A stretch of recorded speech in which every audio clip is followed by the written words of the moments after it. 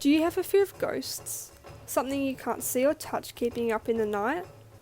While ghosts are depicted as creepy, scaring beings in many Western cultures, they are revered in Japanese culture and folklore, where they are known as yurei. There are two realms in Japan, the world of the living, also known as Onryō, and the world of the dead, or Onryō, where ghosts and spirits reside. According to the traditional Japanese religion Shintoism, when an individual dies, their spirit moves from the world of the living to the dead, continuing to watch over their living relatives. This has meant that in Japan there is a great respect for the dead, so proper funeral rites must take place to honour their deceased loved ones. However, if someone dies violently or unexpectedly, they may become an Onryō, the most dreaded and feared group of yurei capable of physically affecting the living and killing or injuring enemies. In folklore and modern depictions, Onryō are generally women who are wronged or victimized by men throughout their lives, returning for revenge. This trend can be traced to traditional Japanese values, the role of women in society as submissive, and the societal fear of women becoming independent and ambitious. With the vengeful ghost, women can gain power and express the rage and aggression that they are denied in life, a symbol of female power unleashed. Sadly, it is only after death that these feminine Onryō typically challenge the traditional gender hierarchy of Japan. This concept comes from the Freudian theory of the repressed, where our conscious mind represses unpleasant thoughts in our unconscious mind, which later resurface in a distorted or symbolic way. The antagonist of Japanese horror films often portrays a return of the oppressed in a more malevolent form, like the Onryō. The suppressed urges and role as submissive obedient creatures result in the violent urges of feminine Onryō after death. Women only display the values of independency and power when combined with monstrosity and the grotesque, as they become a deformed reverend no longer belonging to human society. This could imply that depicting women as grotesque and hideous creatures is a cultural metaphor, emblematic of larger cultural systems, like that of Japan, that predispose women towards madness and monstrosity. The majority of earlier Japanese ghost stories were also documented by men, speaking volumes about Japanese society's fear of empowered women.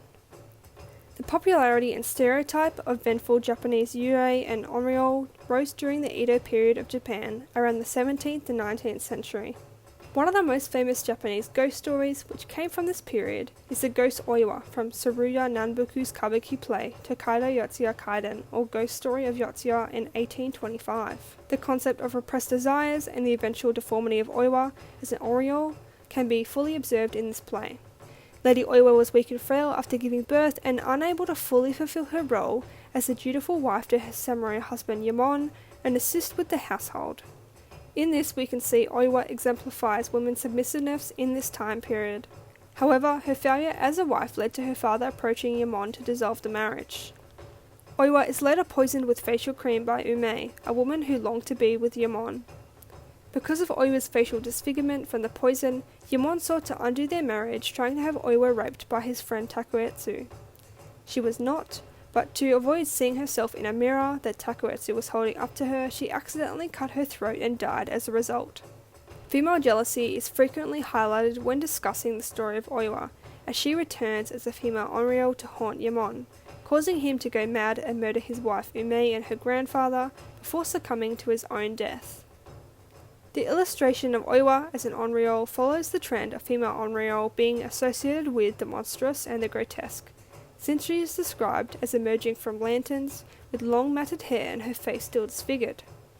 The story of Oiwa addresses how women can only express their true thoughts and aggression after death, in contrast to their submissive role in Japan's conventional family structure. Kuchisaka Onna, or the split-mouthed woman, is a particularly malevolent and grotesque Japanese Onryō from folklore and urban legends. In many interpretations, Kuchisaka Onna's split mouth is believed to have been cut while she was still alive, before she became an Onryō, much like Oiwa's facial disfigurement.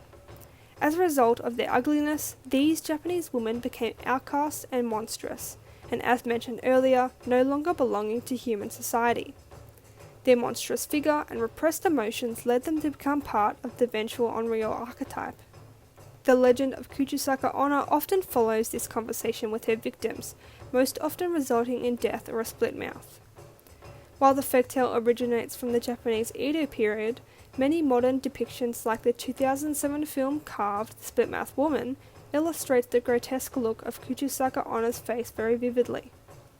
Much like Oiwa and Kuchisaka Onna, Sadako Yamura in the Japanese 1998 film Ringu also portrays an Onryō of grotesque nature, with matted hair and an unkempt appearance, who has returned to kill and exact revenge. So, are you more scared of ghosts now after listening to the horror and legends of Japanese Onryō? Hopefully, you can look past that and understand the patriarchal elements and stereotypes of Japanese culture that led to the birth and popularity of the female vengeful Onryō. Ghost stories are often proto-feminist tales of women who, if only in death, subvert the assumptions and traditions of women as dutiful wives and mothers, worshipful girlfriends, or obedient children by unleashing a lifetime's worth of rage and retribution. This is something that can be seen in the previous discussed folktales and films, paired with the illustration of female Onryō as grotesque, horrific creatures, further othering them from traditional Japanese society and their values. Thanks for listening.